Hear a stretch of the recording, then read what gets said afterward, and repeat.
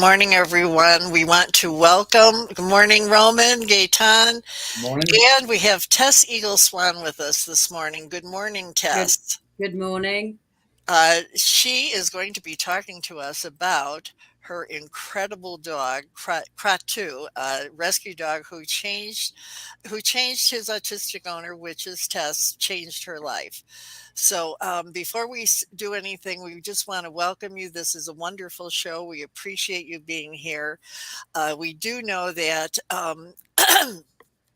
that you have a fantastic story, so we want to hear it from your side and then also from your dog side. So, give us a little background about you, Tess. I grew up in the countryside, and my first part of the childhood was fine, and I didn't know I was autistic. And turning into a teenager went horribly wrong, and I ended up running away. I ran off to London. I was a punk rocker. I lived in squats, and it was a crazy life. I spent time homeless. I started taking a lot of drugs. I had very bad interactions with people, especially men. There was a lot of violence, there was rape. The drugs got more and more because it was easy to be numb. I preferred to feel nothing. And I felt I didn't fit in. Nobody understood me. I didn't understand anybody. And the universal world of drugs, it's easy to be a stoner, to be high, and hang out with people like that because you don't engage. You're just there. And I just felt there was something burning inside of me that there had to be more. I didn't want to be here, several suicide attempts. It was just unbearable. And the pain and the hurt, I couldn't believe that these things happened to me. And it was a very dangerous criminal lifestyle. And then I started copying people. I found I could copy people. And I came from the bottom, I went to the top, and I survived very well. And then it became, I gave up. I went through heroin addiction. It became much more hedonistic and a wild, crazy life. And I came through it. I don't know how I survived, but I had this determination, just something burning inside, like this fire. These embers were burning, and I just thought there has to be more. I contracted hepatitis C, and I thought, right, okay, I'm going to cure myself. So I started looking into healing workshops and all these workshops. I had I love studying and research, and then I found I could do these things. As a child, I could talk to my pony. I could talk to trees. I could talk to plants. I had pockets full of stones. I could feel energy and I could see energy that other people couldn't. So all these workshops, and a lot of the people didn't like me because I was like, oh, I can do that. I've always done that. Oh, I know that. And they really didn't like me. But one day I went to a talk in London, and there were some people from Peru, Quero people from the Andes, and the way they were was amazing. So I ended up in Peru for 3 years, and I had one foot in the hedonistic, crazy criminal lifestyle. And then I had one foot in this spiritual wanting to change. And I started changing perceptions. I started following somebody called Susan Gregg, a Toltec teacher. And then it just went Ken Eaglefeather, lots and lots of different teachers. Anything to do with clearing energy resonated with me. I tried Reiki. I became a Reiki master, but the ways of these people in Peru really resonated. I went over there. I was there for 3 years, and I found that I drank ayahuasca, and there were more addicts and more criminals in Peru in all the sacred places. I couldn't believe it. I partied hard. The spiritual stuff went out of the window, and I had a great time, but it wasn't very spiritual. But they had great cocaine. It's fresh from the jungle.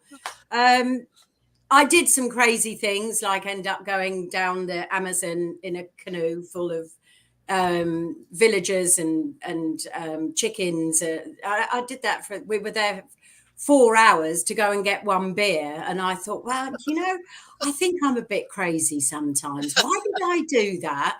It was 2 inches above the water, and then I thought, well, what about crocodiles? What about piranhas? I don't think I want to be in this boat anymore. But I was stuck in it, and this is the story of my life, acting on impulse. It's got me nearly killed a lot of times. It's got me in terrible trouble. I don't think about anything. I have this urge and I do it. So when I came back from, sorry, quick question. You said you are on a spectrum, right? You have an autism. Yeah. Now, I don't remember anyone talking to me about autism when I was young. Okay, we're not so far apart. So you haven't been diagnosed back then to have autism.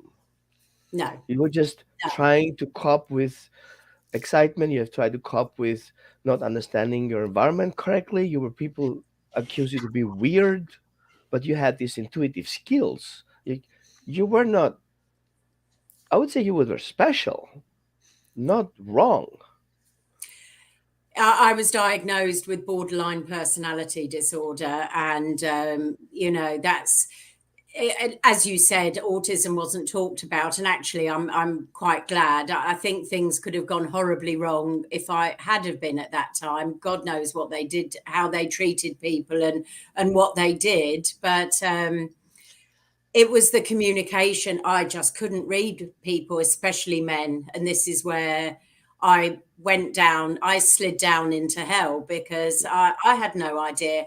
I was taken advantage of. I lost my innocence. I was used. And but I fought back.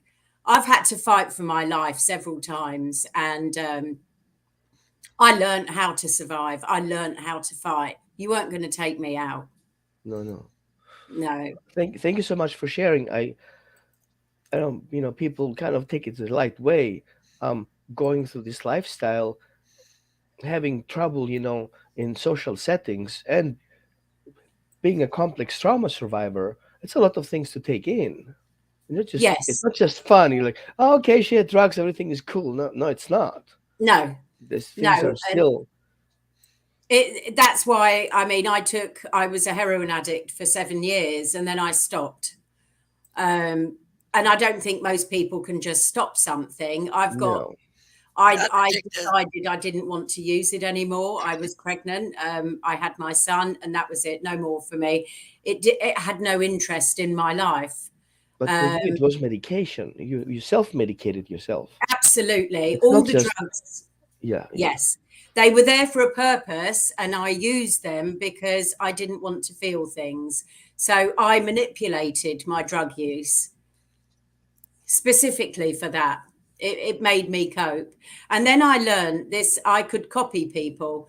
And I learned about masking, and I found I was very good at it. In fact, when I had my diagnosis, they had it was a team of 2 people, and both of them were really unsure because of I can look at people, I can talk to people, and I certainly don't look like I'm autistic. But then really, what does an autistic person look like? I was going to say, what are the needs of an autistic person? What are they? Yeah. What, Gaetan? Yeah, when I come home, I shut the door, the mask comes off. I when I had to do the form, it's like, do you rock? No, I never rock. Do you hum? Never hum. And then I realized I did do all these things. I've rocked since I was a child. I always used to rock as a child, and I hum. I love humming, and I sing, and I make funny noises. And when the sat nav says turn left at Doolingham, I go Doolingham, and I'll do that for about half an hour. I love it. I like sounds and copying them. And Kratu, he copies some of my sounds when I'm doing very high pitched squealing noises. He copies them, and we're actually pitch perfect. Okay, speaking of him, how did you meet Kratu? So I came back from Peru completely disillusioned with the spiritual things. Some of the things were working, the energy ways, but not enough to. I still was terribly unhappy. I didn't fit in. I didn't belong. And I met somebody called Sophie, and she had dogs, and she was a dog trainer. And I had a Samoyed who was a beautiful, beautiful, gentle soul. And then she bought me a wolf dog because I wanted a dog. Lupo moved on. And I thought, well, I don't want a normal dog. I want a different dog. And Maya, the wolf dog, took me out of London. I got a Hep C. I was the second person in the world to get treatment. And I did a course of having to inject myself weekly in the stomach with interferon and a protease inhibitor. If I'd have stayed in London, I would not have cleared it. I did clear it. I moved all around the countryside. I started learning that having a wolf dog was really difficult. You move next to some people and they've got aggressive dogs, and it doesn't work with my dog. And I wanted to be more remote, and then I thought I wanted to get another dog. So the German Shepherd rescues, I did not get on with them. Classic miscommunication. They wanted to give me a dog. No, thank you. I know what I want. I know that I need to connect with a dog. You're not giving me a dog. What you think would suit me. Maya and I are two strong characters, and we need a dog that's a big dog, a strong dog, but it's going to get on with two strong women. And we found Paco, who my friend Sophie, I saw two dogs on Facebook, and it broke my heart. It was on Valentine's Day. And they've just had no home. And he was like I called him the general, and with a floozy, and he looked after her and he protected her. And they were desperate for a home. So I rang Sophie and said, please, you've got to take them. And she went, oh, for God's sake, all right, then I'll take them. And she did, and she adopted them. And he was peppered full of bullets. They took loads of bullets out of him. And he had literally saved her life. And it was amazing. So this is my entrance into Romanian rescue. And they had a dog called Paco, who I saw. He was crying like a baby. He was abandoned at 3 months. He looked like a monkey, which appealed to me, this funny little face. And I thought, I'm going to have Paco. So he came, and him and Maya, perfect. I wasn't involved. They were best friends. And so I'd sit and watch them, and great, you're having a great time. But I want a dog for me. And this is the whole point of me having a dog. I want Maya, being a wolf dog, is very aloof. And she would occasionally interact with me, but really I'm there to serve her. She doesn't want to know. She's just very happy being aloof. And I get that because I'm very aloof as well. But two aloof people, it's not really that connection and communication. And so I said to this girl, please find me a large breed puppy. And they all disappeared. Couldn't see one anywhere. And one day she said to me, I've got your puppy. I said, well, what do you mean you've got him? I need to see. I need to be in charge. I need to be in control. I had this list. And she showed me a picture of this grey puppy. I think you have the picture, Kathy. And that was the day he was taken. She'd heard of a camp, a Roma camp, and they tried to get them to spay their dogs, and they didn't. And so she went and she saw this puppy, and she said, that's the one. It was a gut feeling. And it's like, my God, he's grey. I like colours, and you've got me a grey puppy. That's him. Okay. And he stank. She had to bath him. He went to the vet, and he was filthy dirty, and I would never have chosen him. And this is his mother? That's his mum. Okay. And to this day, that brings tears. But I rescued her. She didn't stay. It always brings a tear to my eye because I know how she feels, and that resonated in me. So, yeah, it's all right. I always do this. If It's I read okay. the Take a first moment. chapter of my That's book, I fine. do the same. That's fine. We you know, I'll say this for a second. One of the reasons we do this show, Tess, is because we want to show people that dogs make a difference. But you've made a difference in these dogs' lives too. So between the two of you, we honor you and we thank you for what you've been doing. So we love sharing your story. And as one of your friends just said, she could listen to you for hours. She's an You know, amazing friend, and the magic part with Tess is just like her dog, she's authentic. And the good Yes, thing with people um, in the spectrum, they are authentic. They are who they are. They're right, not trying to imitate or do something. They just that's what they are. That's it. right. You deal with it or you don't. some people don't like me because of that.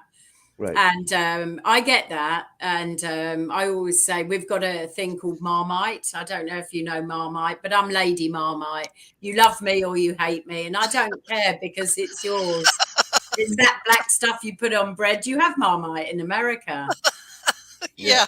Yeah. Mom, Yeah, a lot of people hate Marmite. I'm Marmite. What did you say, Gaetan? I think we have that in America. Yes, Yeah. it's condiment.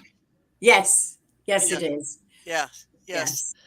So, okay, now getting back onto Kratu, in what ways has he helped you through the years now, as well as your other dogs? Because you've said that you formed a special bond, and the first thing that you did was you learned about your dogs, which we think is super important.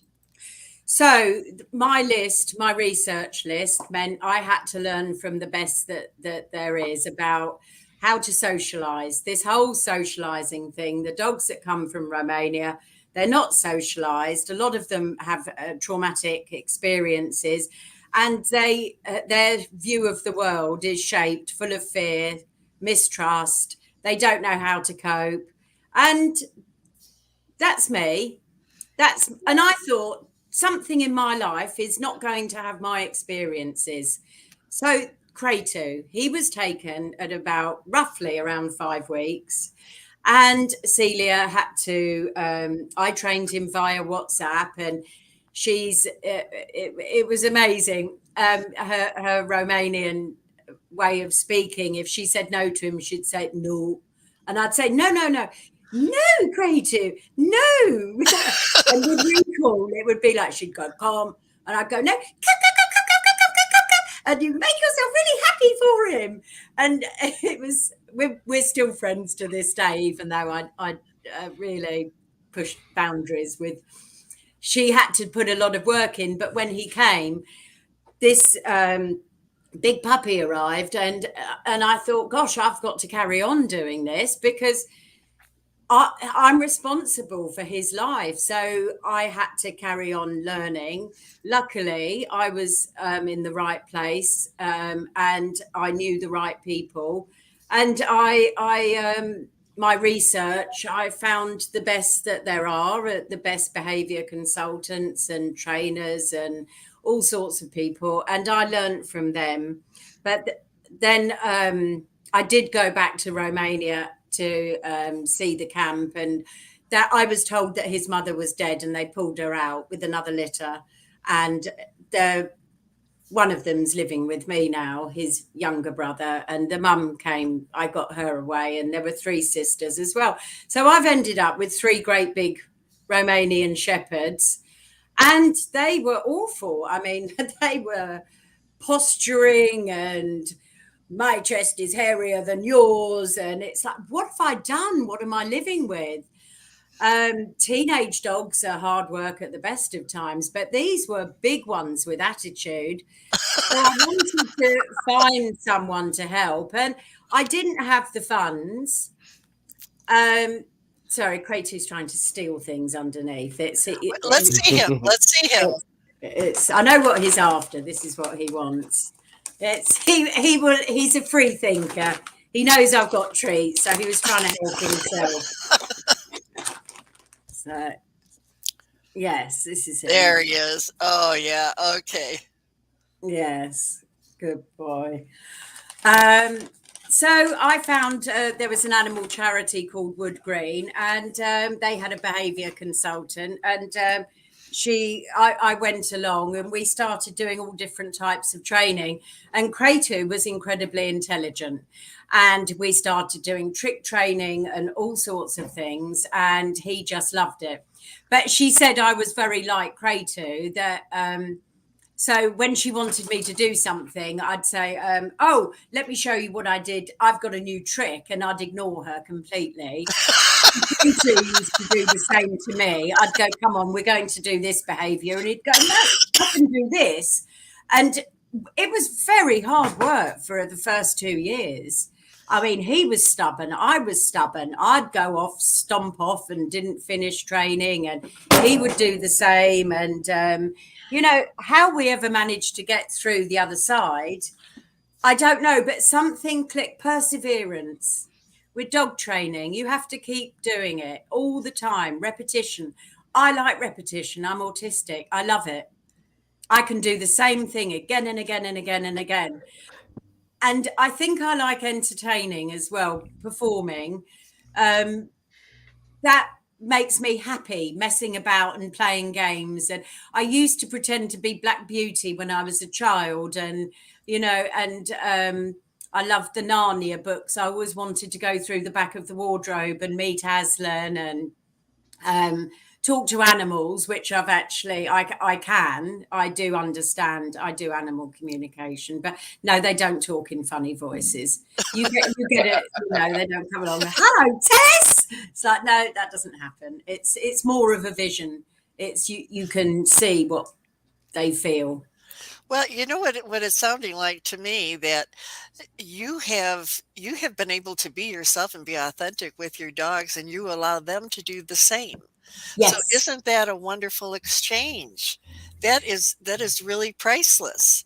So Roman, think about it seriously. A person's behavior is reflected on their dog as well, and you notice that. And so does Tess notice that. I think that's a wonderful thing. So let's go on to right now about you at one point got Kratu into being an assistance dog. How did you instinctively know that he was suited to be an assistance Oh, dog? I didn't. You didn't. That was another thing. Also, I don't have limits, and if I want to do something, I'm going to do it. I'll make it happen.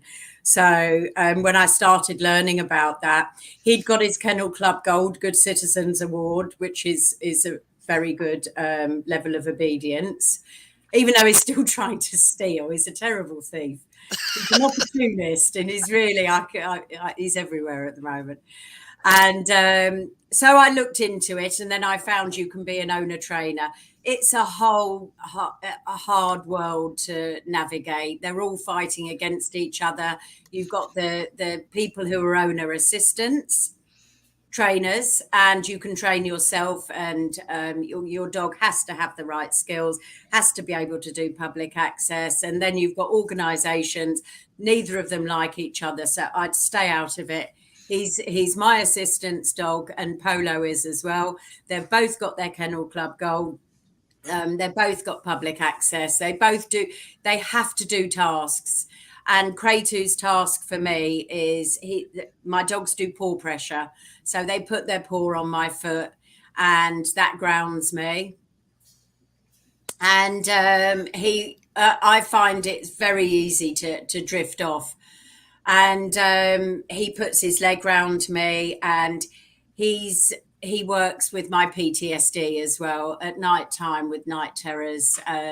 He brings me very back into the moment, and he also gets me out of somewhere. It's when we've been to Parliament, and sorry, Kratu, come out. Come on. You're being very naughty boy. You were is this you in Parliament? Yes. It's I try and talk to people at the end of it, because they're like Peter Egan and Mark Abraham, who came to the book launch. Mark is the person behind that's AppDog, All Parliamentary Dog Advisory Welfare Group, and Peter Egan is a huge animal activist and patron to so many charities. He's an absolute inspiration, and I've known them for many years. And I always think, oh, I really want to go and talk to them, but then I get this: I can't see people. And Kratu takes one look at me, and he goes, "We're going. Come on." And I hold the So lead. he gives you confidence. Oh, Oh, yeah. my He goodness. just, no, we're going, and that's it. And yeah, he knows I need to go. He knows when I shut down, it's time to go, and we just go. And that's. I always have this, you know, I know a lot of people from Facebook and social media, and I always want to talk to them, but I can't see them. I can't recognize them. It's very hard for me. I have no idea where anybody is. It's like tunnel vision. I can't see things. I've got there. We've enjoyed it, but it's time to go. And Kratu knows I need to go home, and he'll get me home. Okay, so what empowered you to write this book about your incredible dog? By the way, this is a book that is available. Uh, it is available on Amazon, and you can get it in the UK at this point. But you can the UK will ship to the USA right now. But Tess is working on having it directly available through Kindle. I mean through Amazon in the United States. Okay, so tell us about why did you write this? As a matter of fact, I've got, I actually have, and I'll put the link up here. Tell us about this book. Oh, the reviews are amazing. People are reading it and loving it. I've got a picture up there. It says dream, believe, achieve. And that is one of the things behind writing this book is if somebody as flawed and as broken as me can find love and happiness, Oh, so can a lot of other people. So you know what? You can dream and you can believe in yourself and you can achieve because we've done it. yeah. And we will carry on doing it. Yeah, we do. Well, look at you are authentic. That's for sure. Look at you. I can just feel your emotions. So let's go into some of the things now because we've got some I'd like to share one of these videos that you've done if that's okay with you. Is this Yes, please do. okay? Let's go to this right now, okay? This amazing dog, we had to create a special award. So let's meet our social media superstar. Hello, I'm Tess, and this is Kratu. I'm autistic, ADHD, OCD, and ADHD, but none of that defines me. Kratu just sees me as Tess. He loves me unconditionally. He doesn't judge me, and he's my best friend, mentor, teacher, and companion. Kratu has not just won Tess's heart. The Romanian rescue who shot to internet fame when he stole the show at Crufts is also a support animal and therapy dog, and is even a regular at canine welfare meetings at the House of Commons.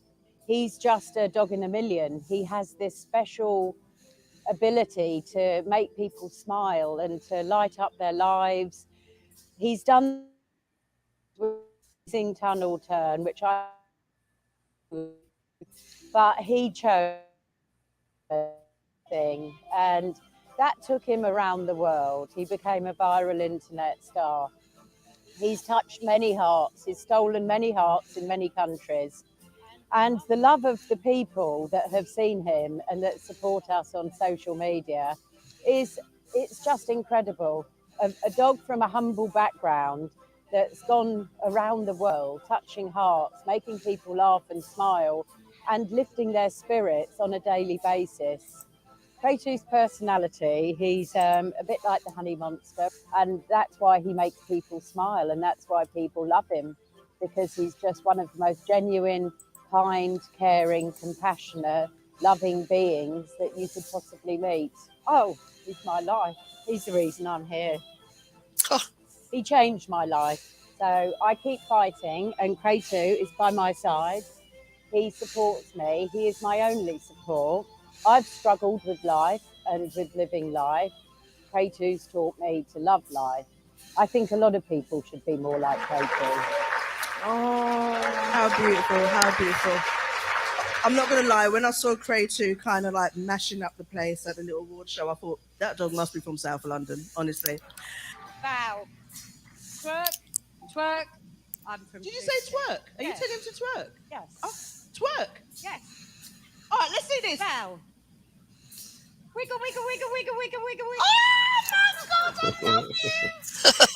Did you see how I influenced the dog? Did you see that? People all over the world love Kratu. How does that make you feel, Tess? For somebody that's not been accepted in life, it really means the world to me, because I've finally got a voice through him, and I got my diagnosis, and I'm understood. No. And I suppose that's created so much of a special bond between you two. Yes, absolutely. Tess, there are two people here with a real personal interest in Kratu's story. TV star Peter Gorgeous Sexy Wicks has travelled from Romania to rescue dogs just like Kratu, and TV chef and best-selling author, the lovely Candice Brown, is dedicated to campaigning on dogs' welfare. So welcome Candice and Peter.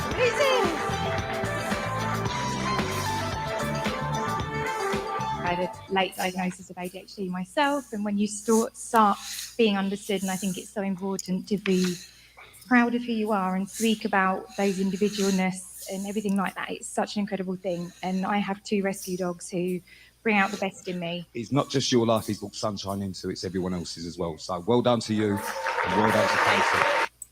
Oh, that is fantastic. Well done. Well done. Yay. Oh, geez. Tears.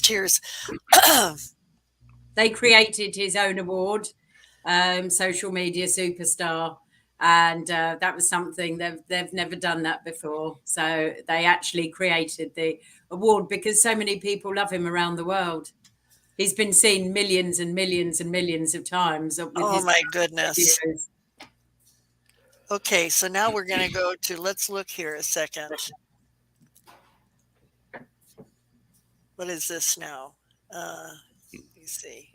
So yeah, 40 years old in the NFL is really amazing. I retired at 36, and I just didn't. What are we watching here, Tess? They play. This is Good Morning America, and they're going to put Kratu on, so you just have to speed it along a little bit. Okay. It's this is when he started going viral. But as long as I could make decisions based on what your priorities are, okay. You know, I believe. Oh, I thought I'd cut this. No, I'm gonna hit you if I make an agility competition. Yeah, this here.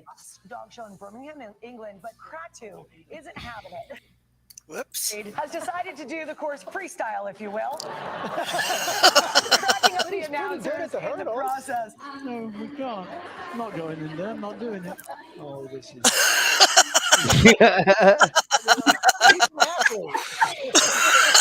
And that's the gym. We'll see you in the morning. That was he was on the news all around the world. I couldn't believe it. My friend came up to me at Crufts and said, "Oh, he's gone viral. 8,000 likes, 8,000 views." And the next day it was 8 million. It's just never stopped.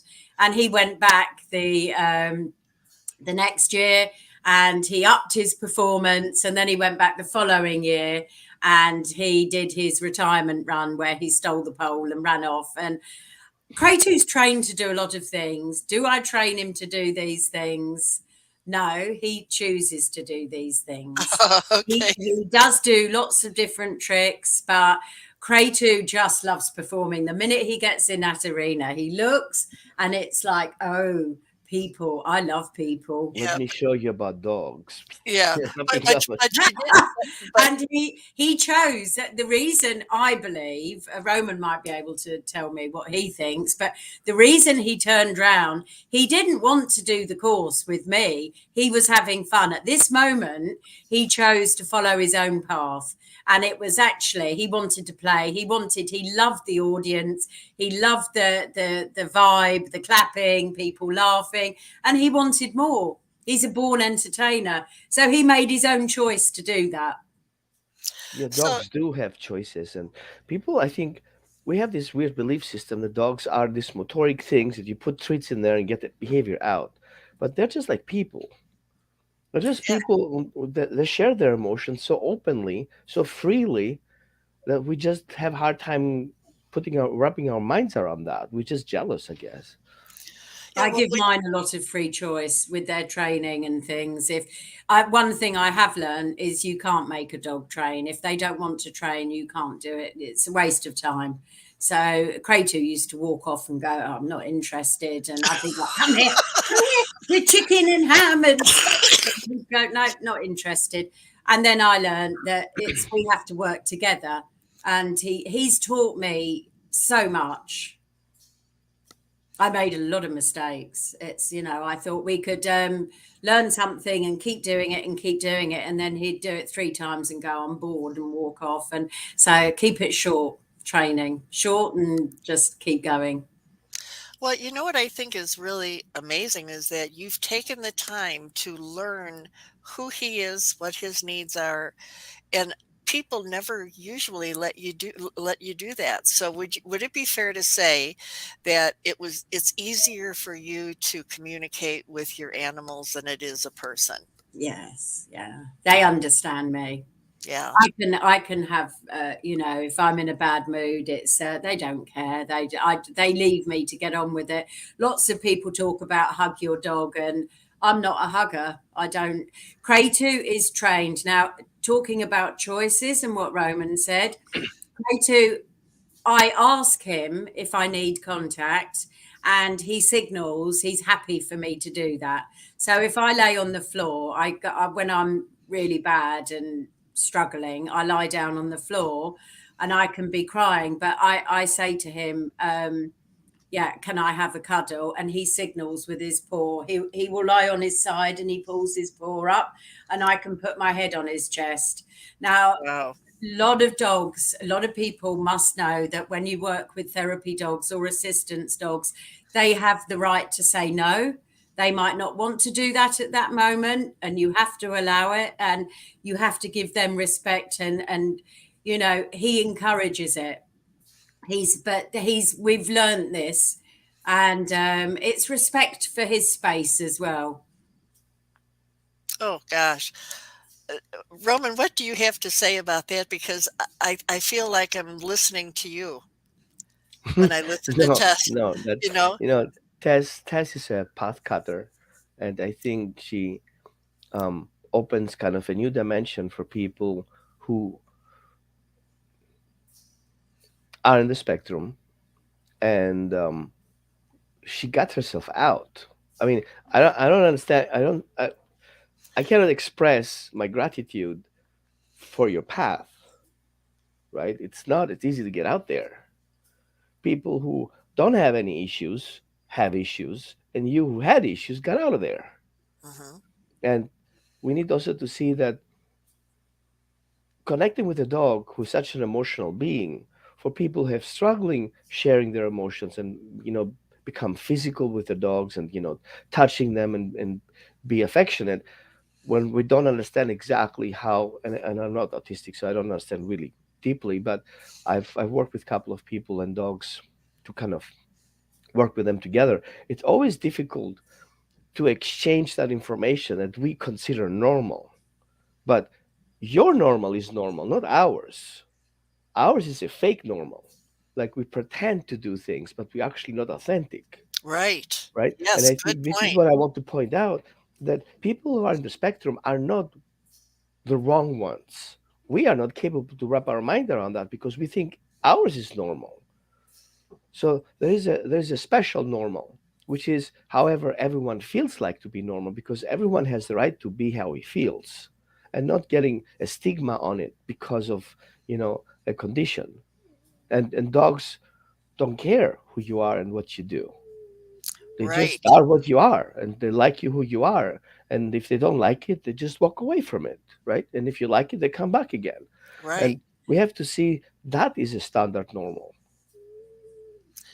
And so in other words, what we're really saying is that Tess is the type of person that will absolutely say the truth and be authentic and doesn't hide behind a mask or whatever, but you could if you wanted to. Am I correct? Yes. Yes, that you could if you wanted to, but you have chosen now just to be authentic and it is what it is. And if you don't like it, don't look. And if you don't like what I'm saying, then walk away or don't listen. Right? I can mask to fit in social situations, but oh my goodness, I can't keep quiet when something is wrong. I speak up against injustice. I hate people who bully. I don't like people who are cruel. I don't like people who are unkind. You don't need to be any of those things. And I've in the dog world, in the dog show world, we've won a lot of rosettes. I just want to show you one quickly. Okay. Kratu has beaten so many pedigree champions. He's done. I mean, that's one of his. He's Oh, around. very nice. Very Best nice. novelty and show, but he's in the rescue classes. People make up their stories because they want to win and they lie, and I could not understand that. Why? How could you feel good about yourself going home with a cup and a rosette based on a lie? And their stories became more and more elaborate. And I found out this was a big thing in the dog world. People making up these stories. And my story, not only is it documented from the day he was taken, I mean, you can't make it up because it's all documented. I've got videos from day one. I've got photos from day one. The world's seen us, what we do and how we do it. So I don't need to make up anything, but it baffles me. People really baffle me sometimes with their motivations. Yeah, absolutely. And also, I did not know that your dog is on Wikipedia. How did that happen? Wow. I get these ideas and they seem like good ideas. I dream these things up and I thought it would be really good if he was on Wikipedia. And I went on there and that is so hard. I didn't understand any of it. It went right over the top of my head. And you go in this special place and just I got on with somebody and he did this and this person did it. I don't even know if they were male or female or whoever, but thank you so much if they ever see this. I'm so grateful. And it's unbelievable. I was so happy with that. Well, Tess, this has been a wonderful show. We would love for you to share with the audience what's the message that you want to get across to them that made a difference for you between the human bond that you have with Kratu and your other animals as well. What is it you want them to know? Because somehow it seems as though you have made it through the rain, girlfriend. You have made it through. Thank you. I'm sure you see rainbows now, don't you? Oh yes, I was just had that came into my head. There's a scene in a film, and I can't find it, and I don't know what film, but a woman says to this girl on the bus, "Yeah," she said, "Go and follow that one. He's got rainbows." And I don't know what film it is, but the thing that I learned I started with energy practices, which have really helped me clearing heavy energy. Everything comes down to a choice. You've got to make these choices, and I chose to, instead of focusing on my neuroses and issues and problems, I focused on my dog's emotional needs. I focused on giving them learning about the best diet and mental stimulation, and giving them the best possible life. And my goodness, that's worked. I've got 5 huge dogs that, as you've heard, and I'm so pleased, they've been so good, but they have impeccable manners indoors. I'm absolutely so proud of them. And we've been able to do things because I've given them what they need.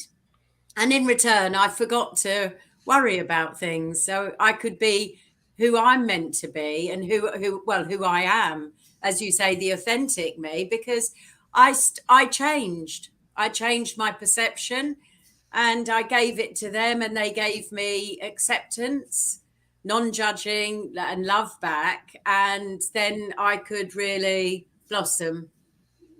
Oh my gosh, I'm overwhelmed. Roman, what do you want to say to the audience in relation to this, and uh, what do you want them to know about this interview? Well, I have nothing to add. I'm just amazed.